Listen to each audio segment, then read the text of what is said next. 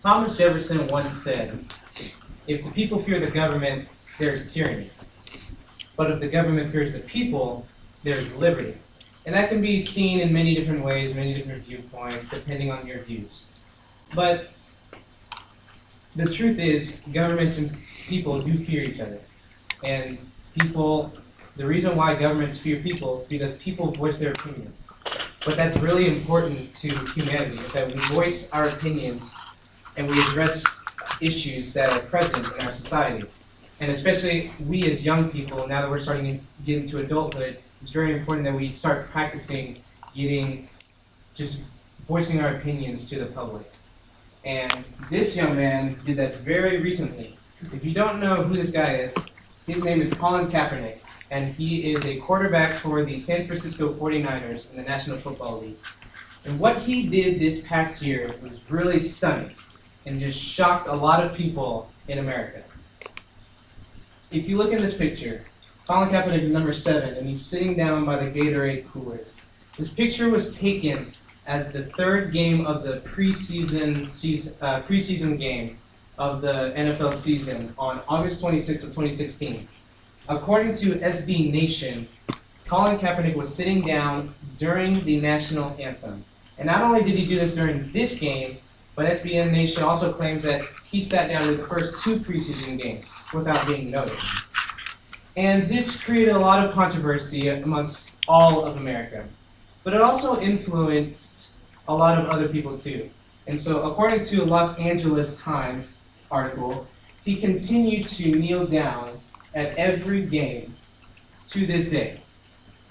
And it started influencing some of the teammates on his team. As you can see, a couple of his teammates will kneel down with him during the national anthem. But it also influenced other NFL players, like the Miami Dolphins. These 4 are kneeling down during the national anthem. Brandon Marshall of the Denver Broncos is kneeling down during the national anthem as well.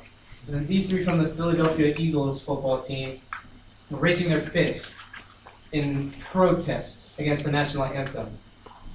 But it didn't only influence NFL players. It influenced other athletes as well.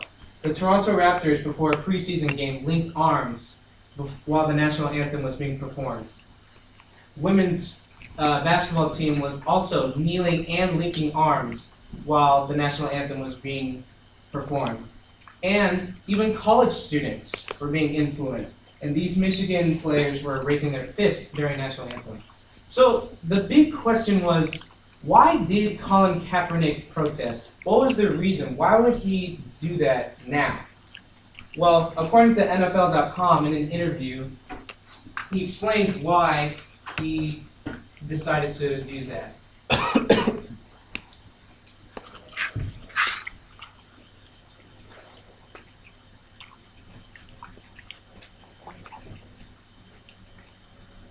Is to bring awareness and make people, realize what's really going on in this country. There are a lot of things that are going on that are unjust. People aren't being held accountable for, and that's something that needs to change. That's something that this country stands for: freedom, liberty, justice for all, and it's not happening for all right now.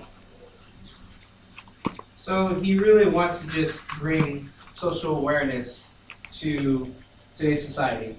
And he also announced, according to a New York Times article, that he was going to donate $1 million to charitable organizations and speak to students of the San Francisco Police Department Academy. According to another CNN report, former President Obama did have a little something to say about this, but it wasn't to bash Kaepernick. It was to support Kaepernick, not necessarily of the action that he did, but that he had the right to do that. He had the right to voice his opinion of why he protested. In another show called First Take, which is a sports debate show, Stephen A. Smith, one of the commentators, also said the same thing. He doesn't necessarily agree with what Kaepernick did, but he agrees that he has the right and that he has the right to voice why he protested. And then another New York Times article, it was announced, again, charitable organizations. And so, But it's more than just raising social awareness in our society. It's also that he voiced his opinion. So did former President Obama. So did Stephen A. Smith about this situation. And that's what we want to focus on, is that we as young people, we want to voice our opinion, especially now that we're coming into adulthood. Voicing opinion is just stating what's on your mind, whether it's positive or negative. And you can do that. There are so many different ways of voicing your opinion, especially in today's society with so much technology going on, that there's a lot of ways you can voice your opinion. Let's take a simple, very simple example, voting. I'm not going to talk about the recent elections because there are some people that are very touchy with that. So I'll go back to 2012.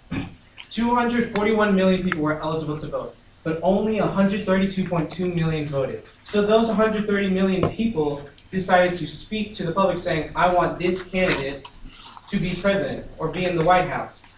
And the rest, of course, didn't vote. And so, but what happens is that sometimes creates skepticism with people that don't publicize their opinion. So, for example, if you ask me, if I were to say I didn't vote, and you ask me why, well, I would say something like, well, I didn't support either candidate. That's one example that a person that didn't vote could say if they're asked a question like that. I'm going to use another example poll. In 2013, Edward Snowden's government surveillance on phones and emails was revealed, and it caused a lot of controversy. And a survey with 1,800 adults was conducted, and they were given different situations, and they were asked, would you talk about this in this kind of setting? 32 to 40% were very willing to talk about it with family and friends, in a restaurant, at home, etc. But only 14 to 16% were very willing to publish their opinion on social media, such as Facebook or Twitter. This shows how very, you could say, scared or intimidated some people feel about publicizing their opinion, which shouldn't be the case. Everyone has the right to vote, especially here in America. We have the right to vote, and we should be able to publicize those opinions. Your opinions really count. And it doesn't matter how old you are, you want to address many different issues, such as sexual assaults, such as the IRS controversy, such as minimum wage. You want to be able to voice your opinion to whomever, a loved one, a friend, an official. You want to be able to do that so that it gets people thinking. When people think, they start trying to solve more cases about different problems. And you want to create that sense of thinking so that things can get done. As Dr. Seuss said, you want to always be you and always say what you want to say, because those who matter don't mind, but those who don't mind matter. Thank you.